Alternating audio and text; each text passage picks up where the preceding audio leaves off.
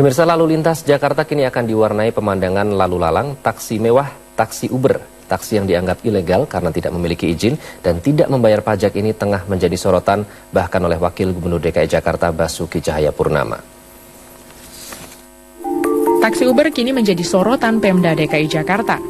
Taksi yang menawarkan jenis mobil-mobil mewah dan hanya bisa dipesan melalui media online ini dianggap ilegal oleh pemerintah DKI Jakarta. Taksi Uber menawarkan kemudahan bagi pemesannya tentang jenis mobil dan privasi. Mobil taksi ini berplat nomor warna hitam, tidak berplat kuning seperti halnya taksi reguler. Cara pembayarannya via kartu kredit. Rute perjalanan taksi Uber hanya sebatas di daerah pusat bisnis di Jakarta. Sementara taksi pada umumnya memiliki rute yang tidak terbatas. Taksi jenis ini dikhawatirkan akan mengganggu bisnis perusahaan taksi lain yang sudah berjalan selama ini. Wakil Gubernur DKI Jakarta Basuki Cahayapurnama atau Ahok menyatakan dengan tegas taksi ini ilegal karena tidak memiliki izin dan tidak membayar pajak. Menurut Ahok, di sejumlah negara maju, taksi jenis ini juga dilarang. Legalkan secara undang-undang kita, setiap usaha itu mesti ada surat izin tempat usaha. Termasuk dari Yayasan Konsumen pun mengatur, kalau kamu pengen dapetin duit orang, kamu harus tanggung jawab dong. Kalau orang mau komplain kemana?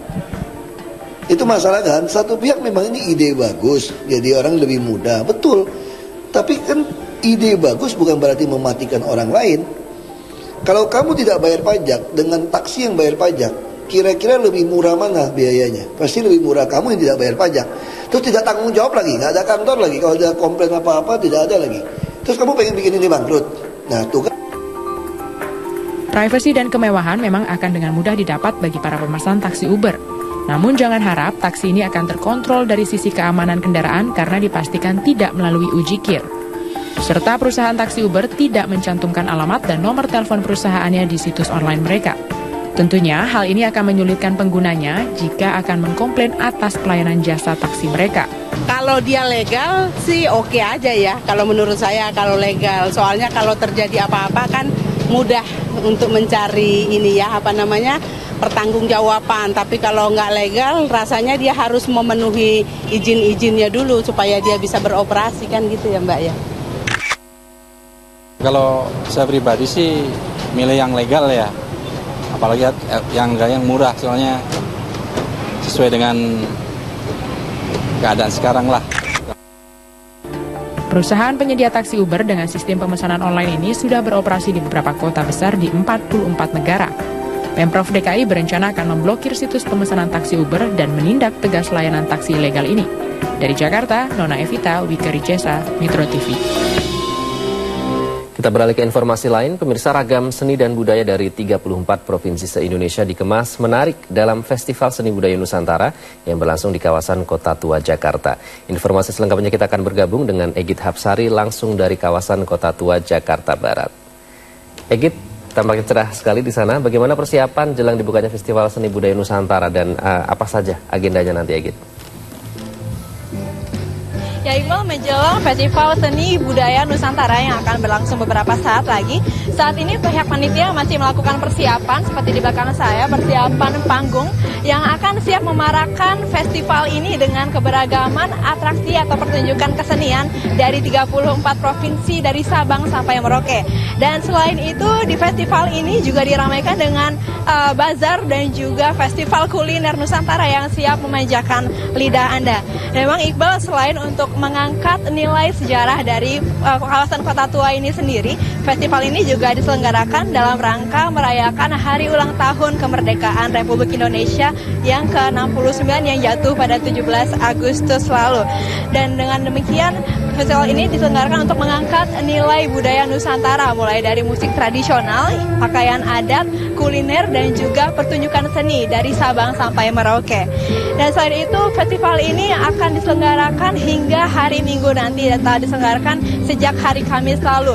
Setiap harinya mulai pukul 9 pagi hingga pukul 10 malam nantinya.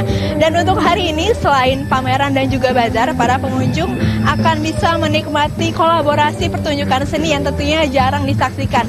Kolaborasi ini akan diselenggarakan dari Provinsi Bali, Nusa Tenggara Barat, dan Nusa Tenggara Timur, serta Banten, Jawa Barat, dan juga Jawa Tengah yang akan diselenggarakan dalam satu panggung. Selain itu Iqbal, malam hari nanti akan ditutup dengan pertunjukan spesial ya. Ini gelar budaya Yogyakarta yang akan membawa budaya dari daerah istimewa Yogyakarta ke kawasan Kota Tua ini.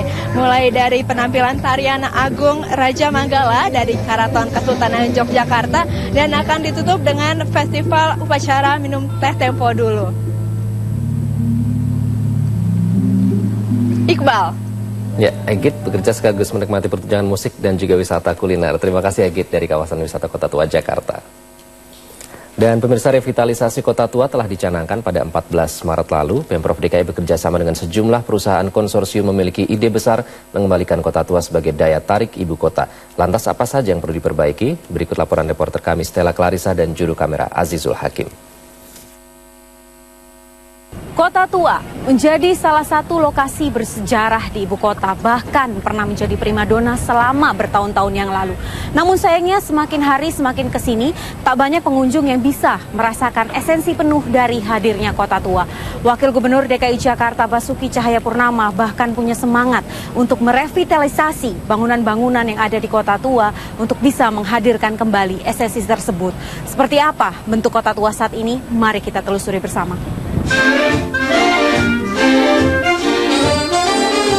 Siapa yang tak kenal dengan Kota Tua? Kawasan peninggalan Belanda ini tak hanya menawarkan torehan rasa sejarah yang kental, tetapi juga hiburan yang jarang ditemukan. Sekilas deretan bangunan yang ada di sekitar Kota Tua ini nampak menarik dan menyimpan misteri. Mungkin karena posturnya yang sudah termakan usia. Namun jika Anda menelusuri lebih dekat, gambaran bangunan tua dan tak terawat justru semakin terlihat. Jalan yang sempit, pedestrian yang tidak bersahabat, serta kemacetan yang turut mewarnai seolah menjadi rutinitas Kota Tua sehari-hari. Lantas, perubahan apa yang diinginkan oleh para pengunjung serta wisatawan? Kalau buat saya mungkin pemeliharaannya ya masih kurang karena masih ada kotor di beberapa tempat gitu, masih kurang kayak cat-catnya gitu, masih kelihatan ngelupas gitu kan, jadinya nggak rapi gitu. Yang kita inginkan ya menerima kita itu penerimaan yang lebih baik begitu. Menurut Bapak jalanan rusak, gedungnya banyak yang hampir kayak mau roboh itu gimana? Ya maksud saya kalau bisa ya diperbaiki, jadi pengunjung tuh biar nggak bosen datang ke Kota Tua ya. Tak berbeda jauh dengan mereka yang datang dari belahan negara lain. Para turis ini sungguh menyayangkan jika fisik Kota Tua tidak dimaksimalkan. I already arrived. I think it's very nice here. Maybe it would be better if some of the buildings would a little be rebuilt because some of them are really old. But it's very nice and I like it here. Clearly, little things like the little tarpaulin over there, over the door is broken. To just replace that makes already a difference in the atmosphere. But as such, the square is nice. It just needs to be, little repairs, painting, cleaning. Wakil Gubernur DKI Jakarta Basuki Cahayapurnama mengaku dibutuhkan strategi khusus dalam mempromosikan Kota Tua sebagai wisata otentik tempo dulu di ibu kota. Untuk wisatawan dan nilainya juga naik kan. Jadi kita pengen satu paket. Jadi nggak gampang ketemu sebuah kota itu ada kota yang lama seperti ini gitu loh. Dan termasuk terjaga kan. Kalau daerah lain kan mungkin udah kena bom, kena apa. Makanya hampir seluruh dunia kamu nggak bisa mereplika karena bukan cuma bentuk tuanya, ada narasi ceritanya itu loh. Makanya saya mesti mulainya dari Masjid Luar Batang yang ada 2 tower itu. Itu pertama kayak masuk kuasai itu bangun masjid, duduk itu, nah baru mulai masuk. Jadi sejarahnya masih ada. Magnet Kota Tua sebagai kawasan wisata tempo dulu dengan torehan sejarah yang kental menjadikan daerah ini patut dirawat dan dilestarikan. Dari Jakarta, Stella Clarissa, Azizul Hakim, Metro TV.